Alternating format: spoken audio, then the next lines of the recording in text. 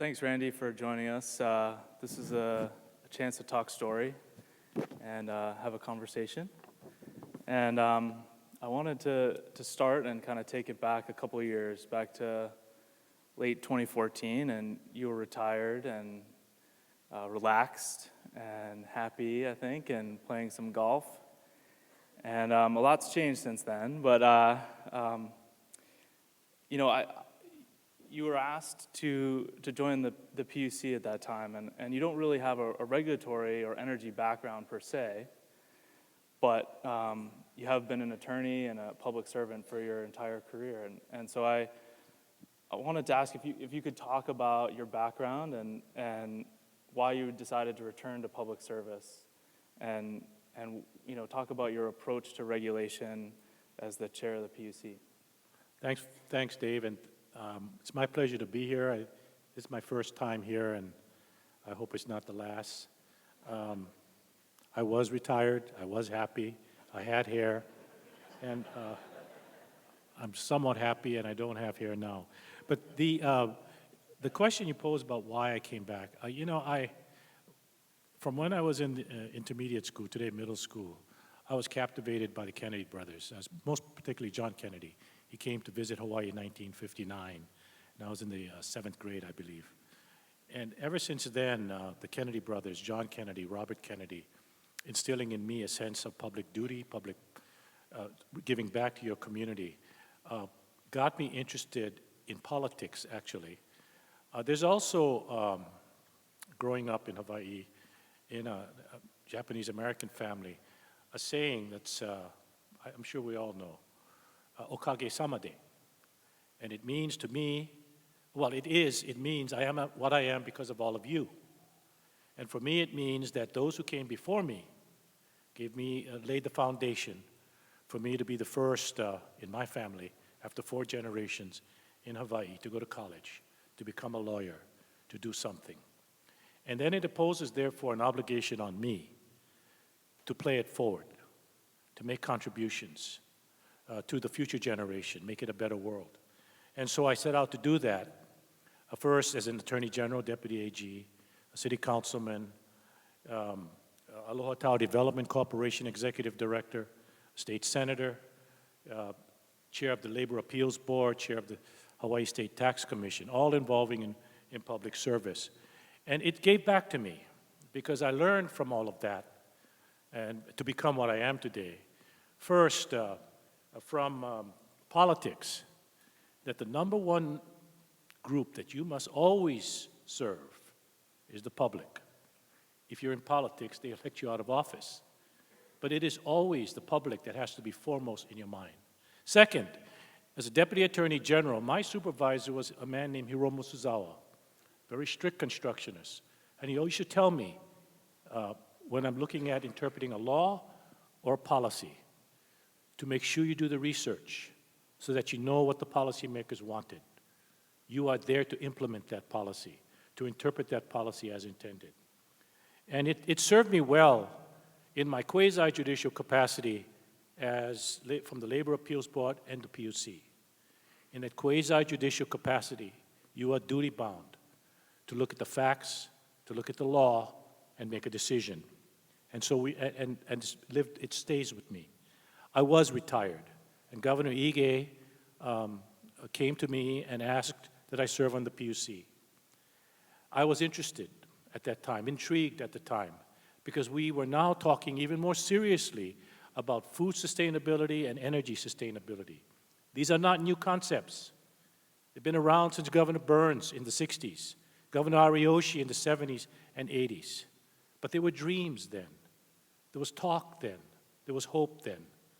Today, as we move in these arenas, we are at the verge of making the dream a reality, creating this kind of Hawaii where we can pass to our kids the kind of future that they deserve and which we owe to them.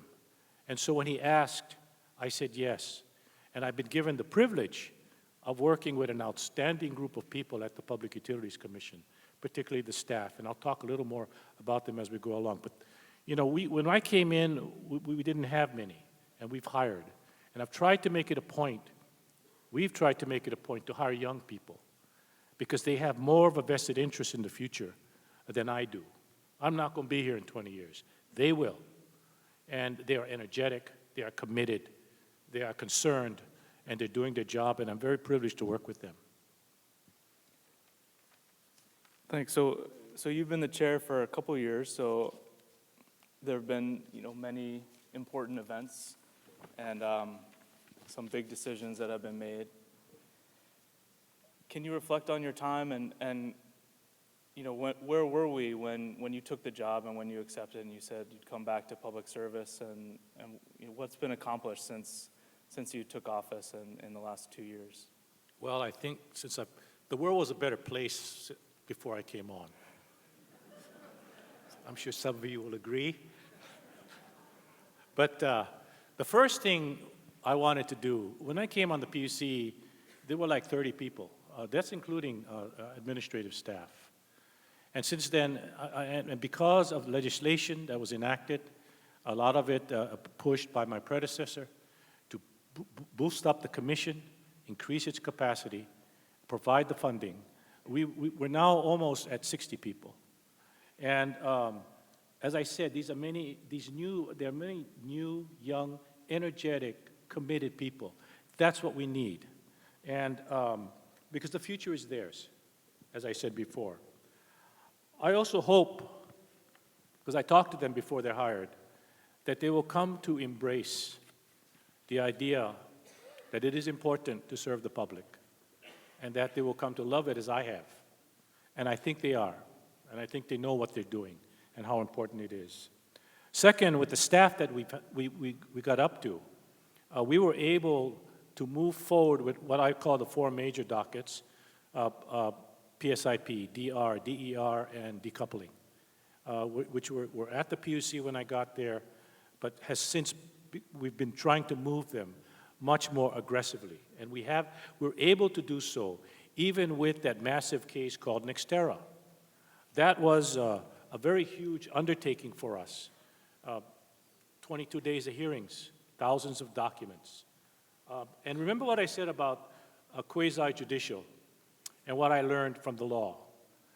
When we sit as a body, as a quasi-judicial body, our duty is to act as judges, to look at the facts, to look at the law, to not be persuaded or dissuaded from a point of view because of lobbying or because of good public relations campaigns on the television and radio.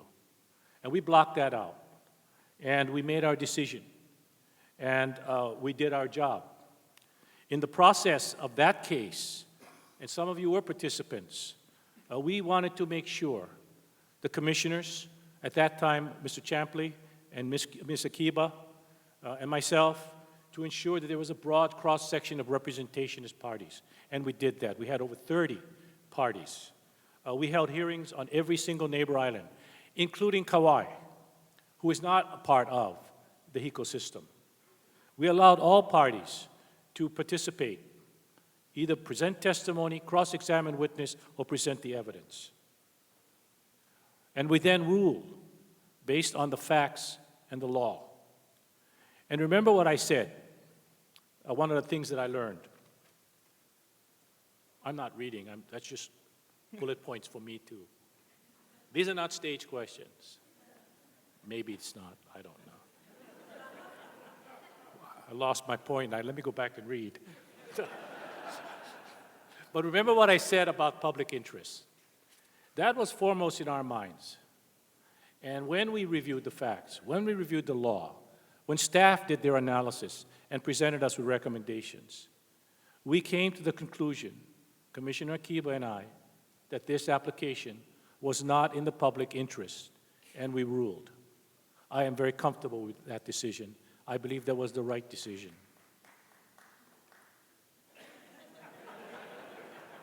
I like the Beatles too.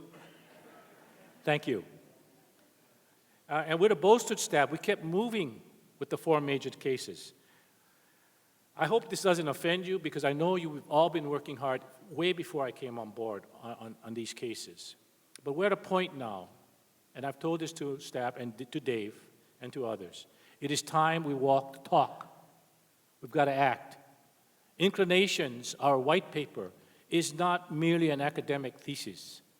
It is a call to action, and we've got to work to implement it, and we have been.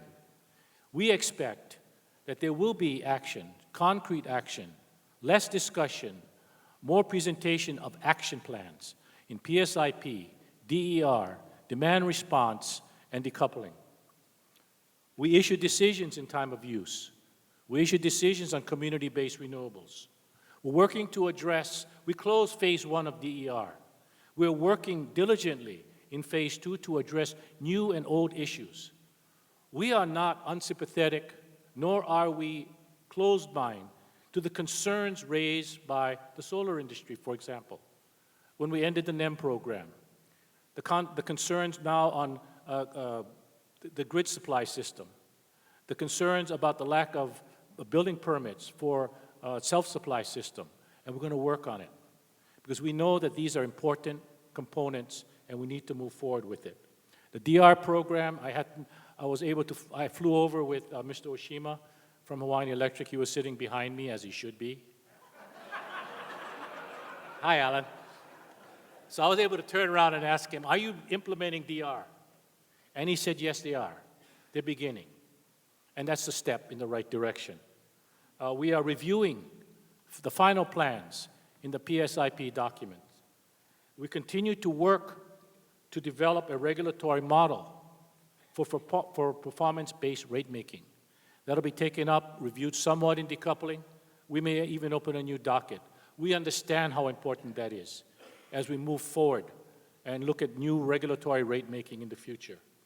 I'm glad Brian Kealoha is here because we've met, and he knows that I would like us to move forward more aggressively in energy efficiency, to reach the higher hanging fruits, so to speak. People who are living in rentals, who are living in homes that cannot afford the higher cost of PVs and so on, or battery storage, but to allow them to find ways to save costs. And I'm glad that they're moving forward. And we're going to continue to work with them on all these fronts. So let's talk about that. What comes next now? We've got some of these key dockets are winding down. Some of them are closed. New dockets are opening all the time. What do you think the biggest challenges are that are facing the commission and all the stakeholders moving forward? And what do you want to accomplish in the next year and the rest of your term? Well, first of all, I'm sure there are a lot of people in here who are participants, stakeholders in the dockets. We need your continued involvement. We're going to reach out for your continued involvement. You all know how complex the issues are, not just as a technical level, from a political level, all the fights that are going on, from a special interest level, and that's not a bad word. We understand that that's what's happening. But we need your involvement because you have the expertise and you have the skills, not just technical, but cultural as well. Now, as we move forward, let me drop back and reiterate the importance of your involvement in our process. We need your help, and we're going to be asking for it. So don't be shy to come forward. Second, I think you, far more than me, I'm not an engineer. I'm not a scientist. I'm a lawyer, a politician who happens to be a lawyer, retired. But you know more than I all of the issues the challenges that are there. You also know how fast changing this industry is, this subject area is. The evolution is proceeding at a rapid pace. And so for me, what I've learned in the 2 years there are two things. One, technologically neutral. Two, program flexibility when we make decisions on cases and programs and requests. Third, what I hope that we do is to be able to address in a more timely fashion the dockets that are before the PUC. You know it's complex. You know there's a lot of competing interests. We're going to try to address them as quickly as we can, but as carefully as we can. But we're going to issue decisions, and hopefully they'll be issued without an unnecessary delay because of internal issues within the PUC. Finally, and I hope all of you considered this, to me, the greatest non-technological issue we confront as we move forward to address all of to achieve EAPS, to achieve RPS, is the public. I saw in the last panel mention that some of these things that have to be done may be costly. I tell my staff, because I have a bus stop right outside in front of my office, talk to me, because I'm me, not as you would to all of you, but as you would to the person at the bus stop, to make it meaningful to that person, understandable to that person, because that person, those people, are going to play a key role in helping to shape where we can go, how far we can go, how fast we can go. If there are costs that's going to be associated, they have to understand why. They don't care about the complexity. All that bus stop person wants is to turn on the light switch, have the light go on, and have it cheap. If there's going to be costs incurred, if there's going to be delays, we have to be able to explain to them in simple terms that they can grasp why this is necessary. I don't think we've done the job yet. I don't think we've done it well enough at this point. We all have to. But you have to get out of this room when you talk to them. They don't know EAPS. They don't know RPS, just as I didn't when I came on board. They don't know about the complexities of rate making. They don't know about decoupling. You mentioned that to a person at the bus stop, they think you're going to talking about a divorce. That's about it. And you got to explain to them what it is so that they can have the opportunity to participate in what we have to do. Finally, the RPS and EAPS goal. When I came on board the PUC 3 years ago, 2.5 or nearly 3 years ago, people were still saying those were aspirational goals, that it's something we probably can't meet by the dates set by the legislature, aspirational. Well, I believe I'm sitting here 3 years later. I'm a believer. I don't use that term aspirational anymore. I believe that we can meet the RPS goals and the EAPS goals by in the timeline that is set by the legislature. 100%, 2045, and I believe it was 48,000 gigawatts of efficiency by 2030. We can do it. But we're going to need to get your involvement. You're going to have to understand that we are one canoe. We are out here in the middle of the Pacific Ocean. I heard Scott Seal talk about the kind of culture we have here, and he's correct. We don't have Utah to rely on, Texas, California, Oregon, Washington. We have us. And so we can, in those technical conferences, deal with your special interests. But I hope that there is going to be a sense of compromise, not necessarily consensus. It should not be watered down to nothing, as the speaker this morning alluded to. Compromise for the good of the public. And that's what's going to be guiding us as we move forward at the PUC. Well, thanks, Randy. I hope everyone will join me, and thanks, Randy Iwasa, the chair of the PUC. Thanks. Thank you.